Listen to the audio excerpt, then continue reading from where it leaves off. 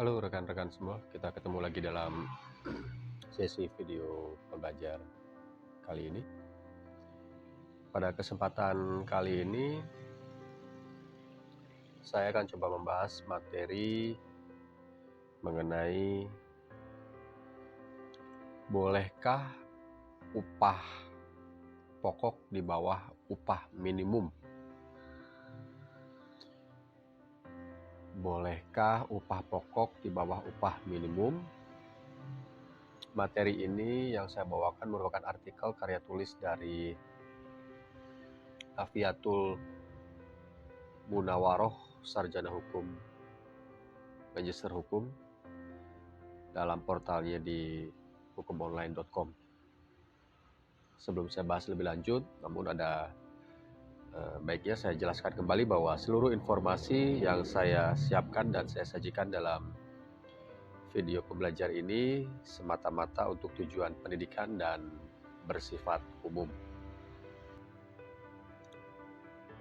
Bolehkah upah pokok di bawah upah minimum? Kita langsung ambil contoh kasus ya. Jadi ada pertanyaan dari beberapa teman saya, Kak, di daerah saya upah minimumnya 3.050.000. Saya mendapatkan gaji setiap bulan itu 3.100.000 rupiah.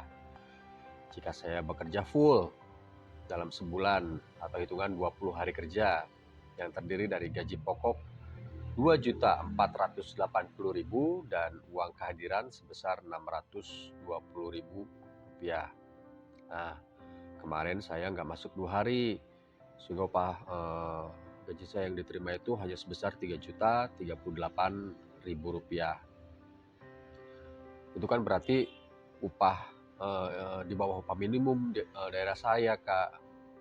Benar nggak sih hitungannya seperti itu? Sebelum kita urai pertanyaan tersebut,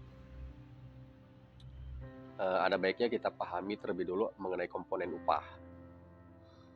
Jadi komponen upah itu, upah sendiri terdiri dari komponen pertama, upah tanpa tunjangan, kedua, upah pokok dan tunjangan tetap, ketiga, upah pokok, tunjangan tetap dan tunjangan tidak tetap, atau empat, upah pokok dan tunjangan tidak tetap.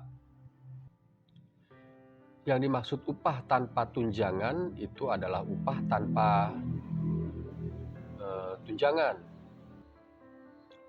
Sejumlah uang yang diterima oleh pekerja atau buruh secara tetap tanpa adanya tambahan tunjangan.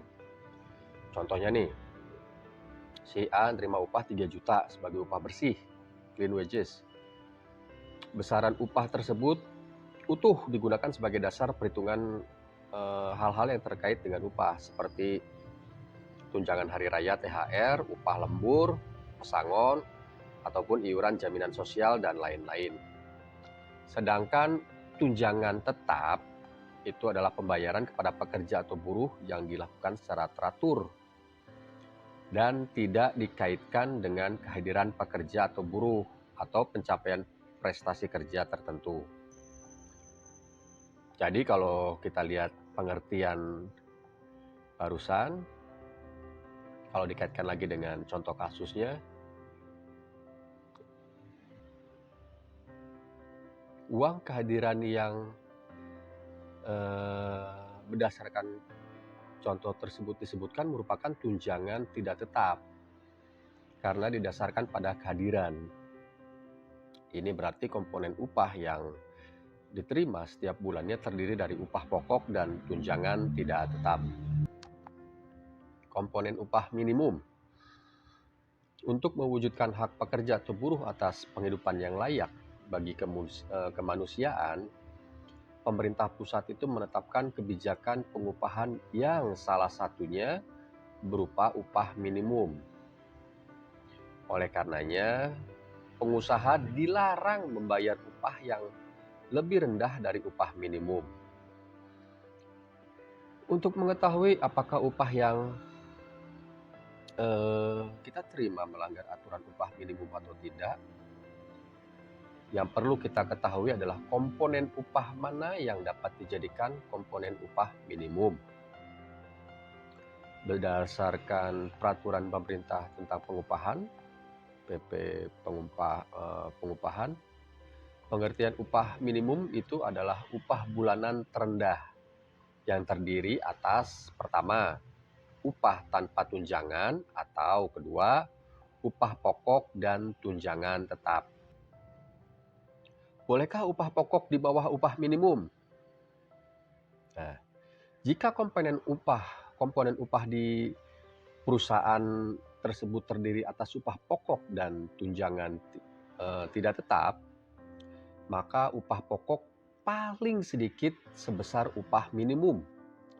Jadi atas pertanyaan contoh kasus tersebut seharusnya upah pokok yang diterima atau didapatkan per bulan itu minimal sebesar upah minimum.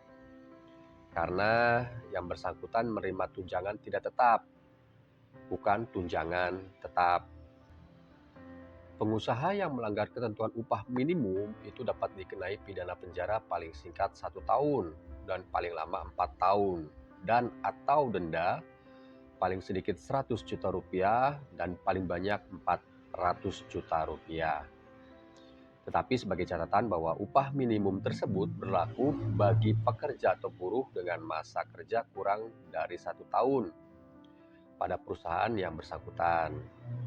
Sementara bagi pekerja atau buruh dengan masa kerja 1 tahun atau lebih berpedoman pada struktur dan skala upah. Demikian rekan-rekan semua pembahasan saya mengenai materi kali ini. Semoga bermanfaat. Saya akan coba bahas materi-materi berikutnya pada sesi video pembelajar yang akan datang. Terima kasih.